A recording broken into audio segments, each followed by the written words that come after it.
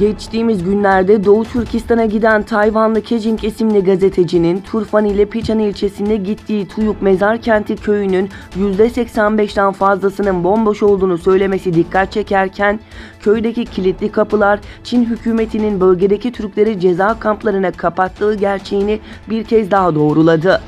Zira Doğu Türkistan'da köy nüfuslu, ilçe nüfuslu ve şehir nüfuslu olarak vatandaşlar arasında büyük bir ayrım yapılmakta ve nüfusa kayıtlı olduğu bölgeden izinsiz ayrılmaları suç oluşturuyor. BM Dini Özgürlükler Soruşturmacısı Çin'den Uygurları hapsettiği kampları görmek için izin istedi. Birleşmiş Milletler'in Dini Özgürlükler Soruşturmacısı Çin hükümetine ilettiği başvuru ile sözde Sincan bölgesi olarak adlandırılan Doğu Türkistan'ı ziyaret edebilmek için izin talebinde bulundu.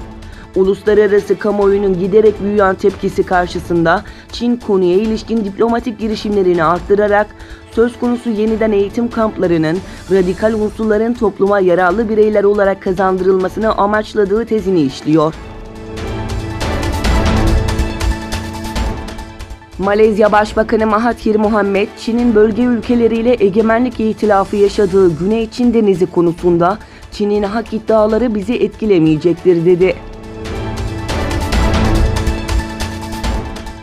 Cumhurbaşkanı Recep Tayyip Erdoğan'ın S-400 ve S-500 savunma sistemleri hakkındaki kararlı açıklamalarını yorumlayan Rusya Devlet Duması Savunma Komitesi Başkan Yardımcısı Yuri Shvitkin, Rusya ve Türkiye arasında askeri alanda yürütülen işbirliğinin karşılıklı faydaya dayandığını ve mevcut anlaşmalara sıkı biçimde bağlı kalınarak yürütüldüğünü belirtti.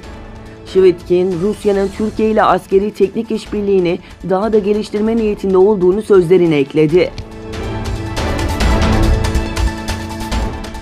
Diplomatlar 28 Avrupa Birliği üye ülkesinin de aralarında bulunduğu en az 36 ülkenin Birleşmiş Milletler İnsan Hakları Konseyi'nde Suudi Arabistan'ın insan hakları konusunda yaptıklarını eleştiren ortak açıklamaya imza attıklarını belirtti. Bu açıklamayla Suudi Arabistan BM İnsan Hakları Konseyi'nin 2006'da kurulmasından bu yana ilk defa sert bir şekilde kınanacak. İzlanda'nın Cenevre görüşmeleri temsilcisi Harald Espel'in tarafından okunacak metinde Suudi yetkililere tutuklu aktivistleri serbest bırakma ve Suudi gazeteci Cemal Kaşıkçı cinayetine ilişkin BM öncülüğünde yürütülen soruşturmada işbirliğinde bulunması çağrısı yapılıyor.